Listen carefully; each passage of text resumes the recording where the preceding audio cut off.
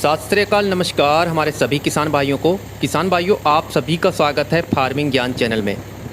किसान भाइयों, धान की फसल में बहुत तरीके अपनाए जाते हैं किसानों की तरफ से कि धान की फसल में ज़्यादा फुटाव हो, आगे चलकर ज़्यादा बम्पर पैदावार हो, बालियों में जो दाने आएँ वह भरपूर और स्वस्थ दाने आएँ।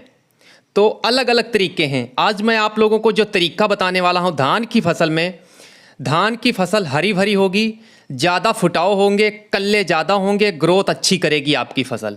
तरीका जो बताऊंगा वो भी बहुत आसान तरीका है, कम खर्च में है, सावधानी भी रखनी है। इसके लिए मैं आप लोगों को बताने वाला हूं। इस वीडियो के अंदर आप लोग धान की खेती करते हैं तो प्लीज़ वीडियो को अंत तक पूरा देखिएगा और चैनल को सब्सक्राइब करके और ऑल नोटिफिकेशन बेल को भी दबा दें, जिससे आने वाले वीडियो मिस ना हो आपके एक भी। तो सबसे कम खर्च में धान की फसल का बम्पर फुटाव व ग्रोथ। धान की फसल में ज़्यादा फुटाव व ग्रोथ, अधिक कल्ले हों, पौधों से निकलें और आखिर में स्वस्थ दानों का भराव भी हो आगे चल के। धान की फसल में जो स्प्रे करते हैं इसका बहुत बड़ा लाभ मिलता है किसान भाइयों। स्प्रे जो हम करते हैं धान की फसल में, लेकिन स्प्रे में सावधानी बहुत ज़रूरी रखनी होती है बेहतर रिजल्ट के लिए। आज हम उसी पे चर्चा भी करेंगे और प्रयोग क्या करना है वह भी मैं आप लोगों को बताऊंगा। स्प्रे जैसे जिंक तत्व, लोहा तत्व होता है किसान भाइयों, सल्फर तत्व व नाइट्रोजन जो धान की फसल में देना होता है, जिससे पौधों की ग्रोथ व फुटाव भी होता है। और जिंक तत्व, लोहा का भी कमी नहीं आने देती है हमारी धान की फसल में। और नाइट्रोजन जो होती है, हम स्प्रे में धान की फसल में देते हैं तो वो बहुत ही अच्छा रिजल्ट मिलता है। वह नाइट्रोजन की कमी भी दूर हो जाती है, लेकिन स्प्रे देने का जो सही समय होता है उसको भी ध्यान में रखना है किसान भाइयों। बेहतर जो इसका समय होता है वो लगभग 25 दिनों से आप स्प्रे कर सकते हैं धान की फसल में, और 35 दिन की आपकी धान की फसल हो उसके अंदर अंदर, यानी 25 से 35 दिन मान के चलिए आपको ये स्प्रे करनी होगी। और पर क्यों ही धान इन दिनों में टिलरिंग स्टेज में होता है किसान भाई, जो मैं आपको बता रहा हूँ वह पौधों में फुटाव की तरफ बढ़ रहे होते हैं। हमारी जितनी भी धान की फसल होती है वो फुटाव स्टेज पे जा रहे होते हैं। और जिंक की कमी जो फसल में पहले नीचे अगर आपने प्रयोग कर दी होती है, जैसे 21% वाली जिंक आती है या 33% वाली जिंक आती है, लेकिन बाद में जिंक की कमी जब आ जाती है धान की फसल में तो हम स्प्रे द्वारा ही देनी होती है बेहतर रिजल्ट के लिए। धान की फसल में जिंक का जो काम होता है, महत्व होता है, सभी दाने भरने में योगदान रहता है। जो छिलका आगे चल के कम बनता है, दाने यानी सभी ठोस भरते हैं। शुरुआती जो है पौधों का फुटाव में सहायक होती है, किल्ले ज़्यादा बनते हैं, क्लोरोफिल को मेंटेन करके और एंजाइम कार्बोहाइड्रेट एक्टिविटी को बढ़ाता है। और पौधों का विकास, डेवलपमेंट, पौधों की बढ़वार, प्रोटीन बढ़ाना, पॉलिनेशन में जब परागण की क्रिया में जब जिंक की कमी आ जाए तो पराग काफ़ी कमज़ोर रह जाते हैं, वो स्ट्रॉन्ग नहीं हो पाते हैं, जिससे फसल की पैदावार काफ़ी कम हो जाती है किसान भाइयों।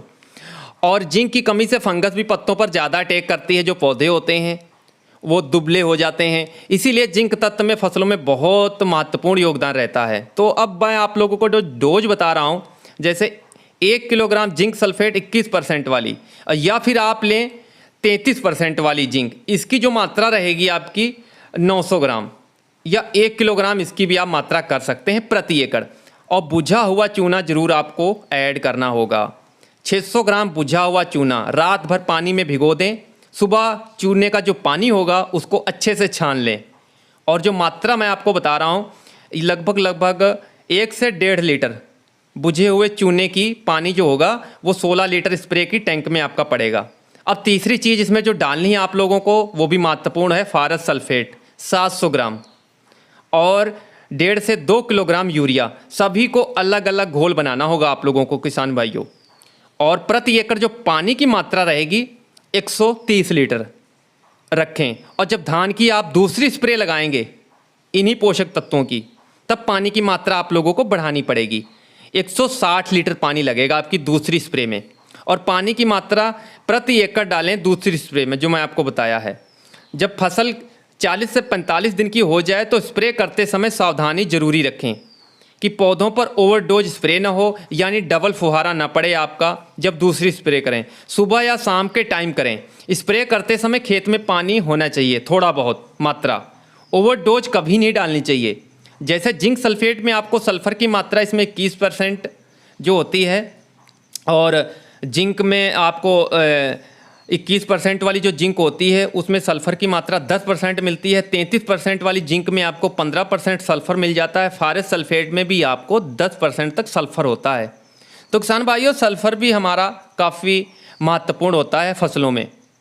तो धान की फसल में जो मैंने एक छोटे से वीडियो में आप लोगों को इन्फॉर्मेशन दी है किसान भाइयों, और अगले आने वाले वीडियो आप बिल्कुल मिस मत कीजिएगा, ज़रूर देखिएगा धान की बेहतर बम्पर पैदावार के लिए।